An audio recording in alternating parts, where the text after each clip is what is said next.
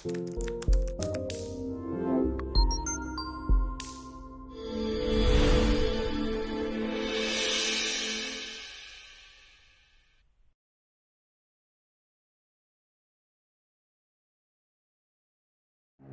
perkenalkan nama aku Husnani Fawizi dari jurusan Ilmu Kesehatan Masyarakat.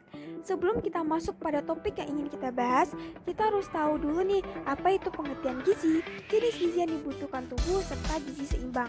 Nah, sebenarnya apa sih yang dimaksud dengan gizi? Gizi adalah substansi organik yang dibutuhkan organisme untuk fungsi normal dari sistem tubuh, pertumbuhan, serta pemeliharaan kesehatan. Jenis gizi yang diperlukan oleh tubuh manusia ada 3, yaitu makronutrien energi, makronutrien yang tidak menyumbang energi, dan mikronutrien. Yang mana makronutrien adalah nutrisi yang dibutuhkan oleh tubuh dalam jumlah yang besar. Dan makronutrien energi terbagi atas 3, ada karbohidrat, protein, dan lemak. Selanjutnya ada makronutrien yang tidak menyumbang energi, yaitu ada air dan serat. Walaupun tidak menyumbang energi, air dan serat sangat dibutuhkan oleh tubuh. Terakhir ada mikronutrien, yang mana terdiri dari vitamin dan mineral. Mikronutrien sendiri adalah nutrisi yang dibutuhkan oleh tubuh dalam jumlah yang sedikit. Selanjutnya kita akan bahas tentang gizi seimbang, yang mana gizi seimbang adalah susunan asupan sehari-hari yang jenis dan jumlah zat gizinya sesuai dengan kebutuhan tubuh.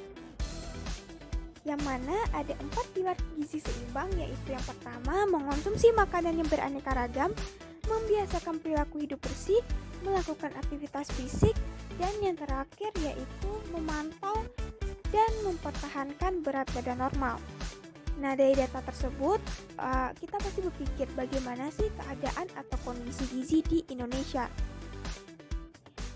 Berdasarkan hasil dari data riset kesehatan dasar, kondisi gizi anak telah menunjukkan perbaikan, tetapi masih jauh dari target yang ditetapkan oleh WHO, yang mana sebesar 20%.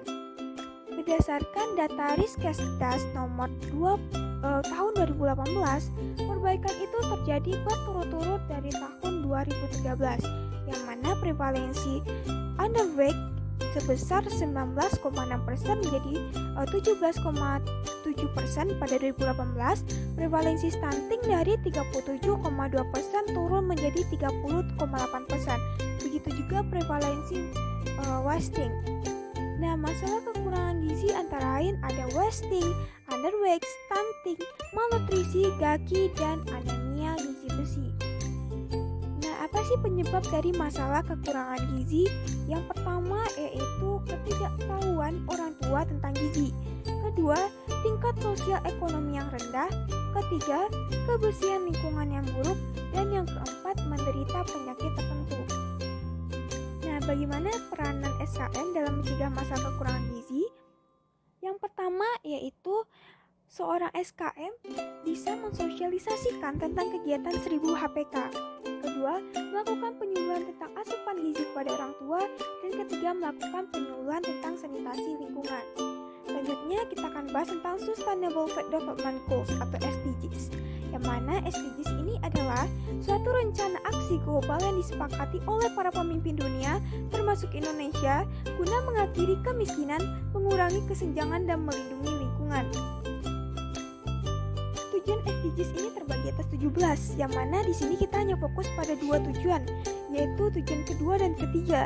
Tujuan kedua ini membahas tentang mengakhiri kelaparan, bahwa sekitar 815 juta penduduk di dunia sedang bergulat dengan kelaparan hebat yang setiap saat bisa merenggut nyawa. Dan PBB mencatat pada 2018 ada lebih dari 821 juta orang yang mengalami kelaparan. PBB berpendapat pada saat pandemi lebih dari 130 juta orang mengalami kelaparan kronis hingga akhir 2020. Target yang ingin dicapai yaitu menghilangkan kelaparan dan kekurangan gizi, menggandengkan produktivitas pertanian, mengelola keberagaman genetik, meningkatkan kapasitas produktif pertanian, dan yang terakhir menjamin pertanian pangan berkelanjutan. Nah, bagaimana sih peranan SKM dalam mencapai target SDGs Zero Hunger? Yaitu yang pertama, mensosialisasikan kegiatan 1000 HPK. Kedua, peningkatan promosi perilaku masyarakat tentang kesehatan gizi, sanitasi, kebersihan, dan pengasuhan. Ketiga, menyalurkan bantuan pangan bagi masyarakat rawan pangan kronis dan transier dan mempromosikan kegiatan Germas. Selanjutnya yaitu yang ketiga, yaitu kesehatan baik dan kesejahteraan, yang mana berdasarkan data dari UNICEF, kelompok Bank Dunia 5,4 juta anak meninggal pada usia di bawah 5 tahun. Dan 1 dari 30 anak meninggal sebelum mencapai usia 5 tahun, dan serta bayi yang baru lahir sangat rentan diperkirakan mencapai 50% dari semua kematian pada tahun pertama kehidupan dengan 75% kematian. Apa penyebab dari masalah tersebut? Yaitu yang pertama, pneumonia, penyakit bawaan, dan diare adalah penyebab kematian utama pada anak usia dini, masing-masing mencakup 36%, 13%, dan 10%. Tingkat kematian ibu bayi baru lahir dan anak mengindikasikan adanya kesenjangan dan pemberian dan kondisi lingkungan yang buruk. Target yang ingin dicapai yaitu penurunan angka kematian ibu dan bayi, mengurangi kesakitan dan kematian akibat penyakit menular dan tidak menular, pencegahan penyalahgunaan zat, menjamin akses layanan kesehatan seksual dan reproduksi, serta meningkatkan cakupan kesehatan universal. Bagaimana peranan SKM dalam mencapai target SDGs nomor 3? Yaitu dengan melakukan penyuluhan tentang pentingnya vaksin. Kedua, mengajak orang di sekitar untuk menjaga lingkungan. Ketiga, memberikan edukasi tentang asupan gizi yang berkualitas bagi ibu dan anak. Dan yang keempat, mempromosikan kegiatan Germas. Nah, itu ada beberapa peranan SKM dalam mencapai target SDGs.